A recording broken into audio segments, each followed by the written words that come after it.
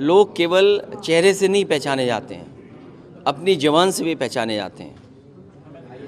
Bharatiya Janata party के केवल एक नेता के ऐसे विचार नहीं हैं।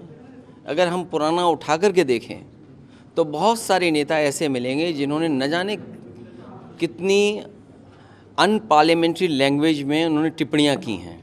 और फिर हमारा देश सेकुलर है, डेमोक्रेटिक कंट्री है, और लोकसभा में इस तरह की भाषा का इस्तेमाल करना, इनको हमेशा हमेशा के लिए पाबंदी लगा देनी चाहिए। पूरी पाबंदी इन पर हो जिससे कि ये चुनाव भी न लड़ पाएँ।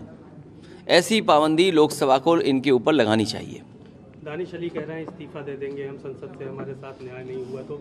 ये लोकतंत्र का मंदिर है और यहाँ पर ऐसी भाषा का प्रयोग हो रहा है। देखिए, डेमोक्रेसी और दुनिया हमारी डेमोक्रेसी को बहुत करीब से देख रही है कि हमारे देश के लोग या वहाँ की जो लीडरशिप है, जो सरकार है, वो क्या फैसला लेती है। और नई लोकसभा में भारतीय जनता पार्टी का ये परिचय होना, पहले तो एक महाझूठ उन्होंने पेश किया बिल के माध्यम से, और फिर उन्हीं के लीडर की ये भाषा, शायद ये नई दिशा में भारत को ले जाना चाहते हैं। हमें उम्मीद है देश की जनता देख रही है और देश की जनता इसका जवाब देगी। एक आखिरी सवाल ये था कि बिल का आप लोगों ने समर्थन किया जो, लेकिन कहीं ना कहीं मन में टीस रही आप लोगों के, कह रहे थे कि अल्पसंख्यकों का आरक्षण मारा गया, पिछड़ों का, महिलाओं को आरक्षण मिलना चाहिए। समाजवादियों का और नेताजी का पहले दिन से ही महिला आरक्षण बिल के पक्ष में था, लेकिन बिल में क्या क्या और होना है, पिछड़ों को शामिल होना, अल्पसंख्यक महिलाओं का शामिल होना, ये बात कहते हैं कि